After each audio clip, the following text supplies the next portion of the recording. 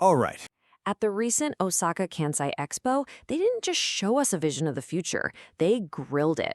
We're talking about the future of meat, and it's a future where steak is grown in a lab, not raised out on a farm. So picture this. You're walking through the expo hall, and you hear this sizzle.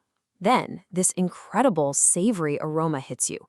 Everyone's buzzing, and one person says it smells just like their favorite barbecue joint. It's that unmistakable, mouth-watering scent of grilled beef. But here's the kicker. The source of that amazing smell, it isn't a traditional steak. It's something else entirely, which leads to a wild question. What if this meat was never actually part of a living, breathing animal? Let's get into it. That delicious aroma, that wasn't just lunch. That was the smell of the future. What people at that expo were getting a whiff of is a technology that's poised to totally change our relationship with food, with farming, and, with the very definition of meat itself. This is what's known as cultured meat. And let's be super clear here, this is not a plant-based alternative. It's not a veggie burger. This is real animal meat, with real muscle and fat, but it's grown directly from animal cells in a lab. Or, hey, one day, maybe even in your kitchen. No farms, no slaughterhouses, just meat. So how in the world is this even possible? I mean, how do you build a piece of meat without an animal? The whole process sounds like something straight out of science fiction, but it's a very real and pretty fascinating mix of biology and engineering. Okay, so it all starts by taking a tiny, totally harmless sample of cells from a live animal.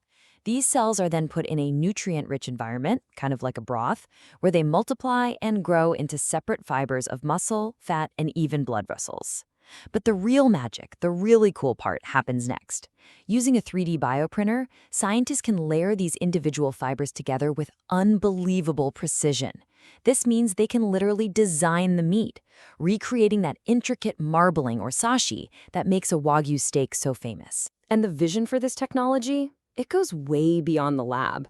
The team behind this imagines a future where every home has a meat maker. Seriously, picture a kitchen appliance, maybe sitting right next to your microwave, that could print you a custom steak for dinner. You could even tailor it to your exact health needs or taste. We're talking about a fundamental shift from buying meat to making it right in your own kitchen. But this research isn't just about creating a cool, novel food for us to try.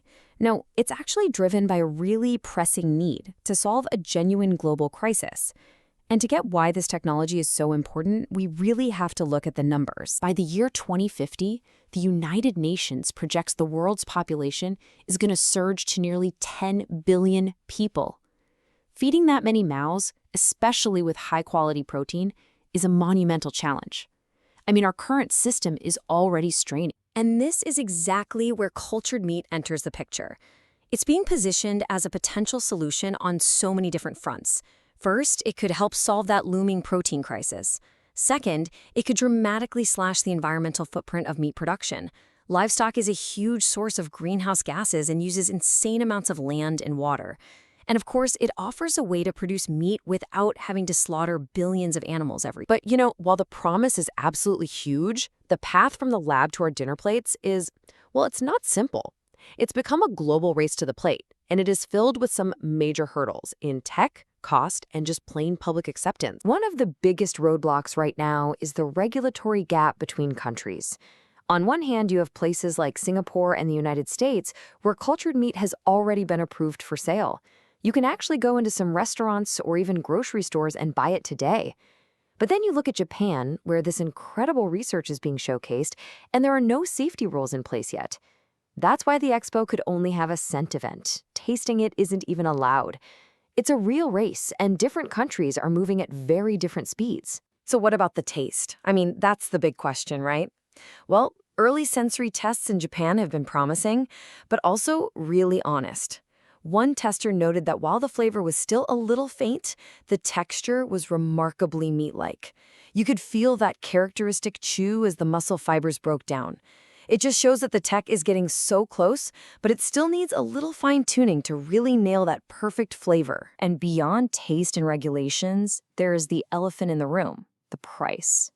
Right now, it's incredibly expensive to make. The research team is shooting for a price of about 4,500 Japanese yen for 100 grams. That's roughly $30 for just under a quarter pound of meat.